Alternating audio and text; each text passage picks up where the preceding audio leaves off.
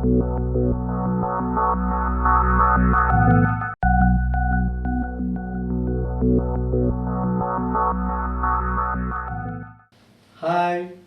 welcome to Learn with Reddington YouTube channel.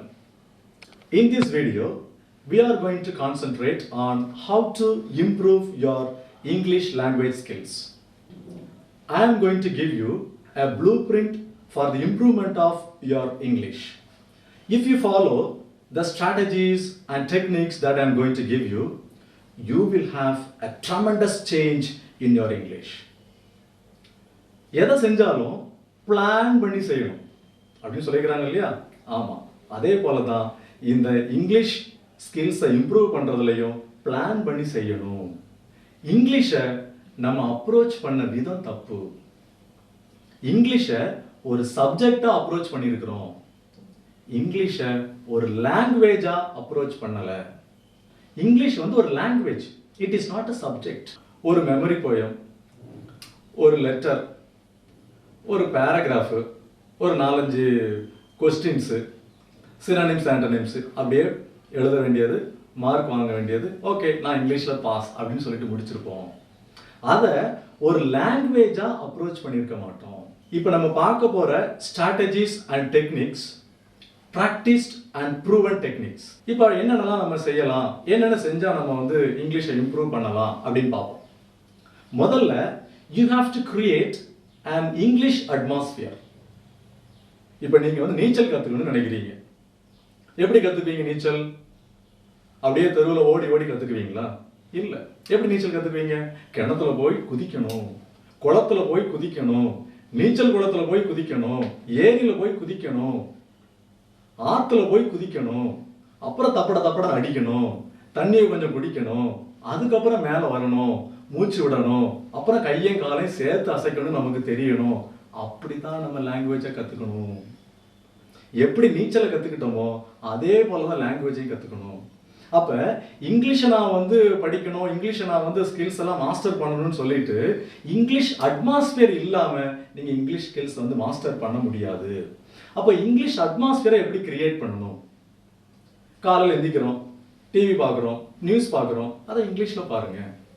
விஷுவலும் வரும், ஆடியோவும் வரும், subtitles டெக்ஸ்ட்டும் வரும்.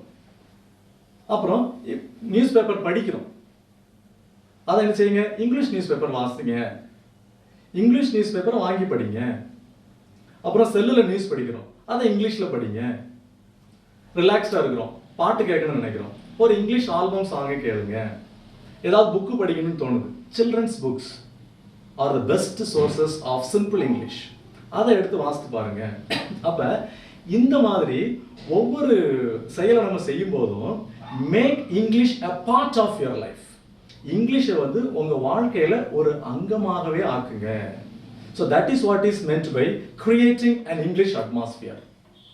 ரெண்டாவது பார்த்தீங்கன்னா learn as a group or learn as a பேர்.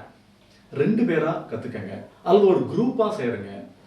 இங்கிலீஷை இம்ப்ரூவ் பண்ணுறதுக்கு ஒரு குரூப்பாக சேருங்க, அதில் டிஸ்கஸ் பண்ணுங்க.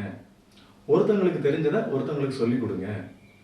நீங்கள் படிச்சுக்கிட்டு இருக்கிற ஒரு விஷயத்த இன்னொருத்தங்க படிக்க மாட்டாங்க, அவங்களுக்கு நீங்கள் சொல்லிக் கொடுக்கலாம். அவங்க படிச்சுக்கிட்டு இருக்கக்கூடிய விஷயத்த, அவங்களுக்கு தெரிஞ்ச விஷயத்த உங்களுக்கு சொல்லிக் கொடுப்பாங்க. ஒரு குரூப்பாக லேர்ன் பண்ணுறது அப்படிங்கிறது வந்து it is very very crucial for mastering the skills of a language. அடுத்தது பார்த்தீங்கன்னா ரொம்ப முக்கியமானது ஃபியர். எல்லாத்துக்கும் பிரச்சனையே நாலேஜ் இல்லாமல் கிடையாது, ஃபியர் இருக்கிறதா ஃபர்ஸ்ட் பிரச்சனை. ஃபியர்னா என்ன? ஒரு புக் ஒருத்தவங்க எழுதியிருக்கிறாங்க, ஃபியர் அப்படிங்கிறதுக்கு ஒரு புக். அந்த டைட்டிலே பாருங்க, false evidence appearing real. False பொய், எவிடன்ஸ் சாட்சி, அப்பியரிங் பார்க்கறதுக்கு தெரிகிறது காண்பிக்கிறது, ரியல் அதாவது பொய்யான ஒரு விஷயம் உண்மை போல தெரிகிறது தான்ப்பா ஃபியர். எதுவுமே இல்லாததுக்கு நம்ம என்ன செஞ்சுக்கிட்டு இருப்போம், அதை பற்றி ஒரி பண்ணிக்கிட்டே இருப்போம், அதுதான் fear. Next technique is you have to be a deaf to others negative comments. ஆமாம், மற்றவங்களுடைய நெகட்டிவ் கமெண்ட்ஸுக்கு வந்து நீங்கள் ஒரு செவிடராக மாறணும். ஏன்னா நீங்கள் வந்து ஒரு விஷயத்தை முன்னெடுக்கும் போது இதெல்லாம் வீண் முயற்சிப்பா, இதெல்லாம் தேவையில்லாம என்ன ரொம்ப பந்தா பண்ணுறான், ஏதோ இங்கிலீஷ் படிச்சிட போகிறானாமா அப்படின்னு சொல்லிட்டு நிறைய பேர் நெகட்டிவ் கமெண்ட்ஸ் கொடுப்பாங்க. So you have to be a deaf to negative comments. நீங்கள் முதல்ல அதை முன்னெடுக்கும்போது வீண் முயற்சின்னு சொல்கிறவங்க தான் நீங்கள் அதில் சாதிச்சு காட்டினதுக்கப்புறம் பரவாயில்லையா விடாமுயற்சி அப்படின்னு சொல்லுவாங்க. அதனால் முதல்ல நீங்கள் அவர்களுக்கு செவிடர்களாக மாறிடுங்க. நல்ல விஷயத்தை மட்டும் கேட்டுக்கங்க, அதில் வளர்ந்துக்கிட்டே இருங்க. அப்போ you have to be a deaf to negative comments. அடுத்தது பார்த்தீங்கன்னா maintain a diary.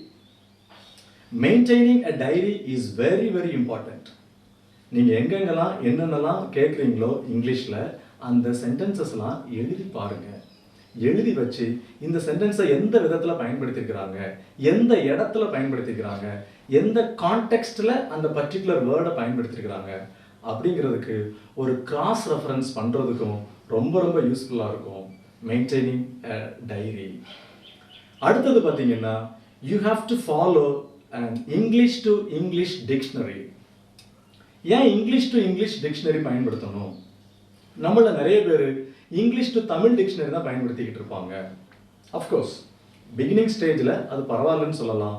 But if you want to master proper English you have to follow English to English dictionary. English to English dictionary பயன்படுத்தினீங்கன்னா தான் you will be thinking in English.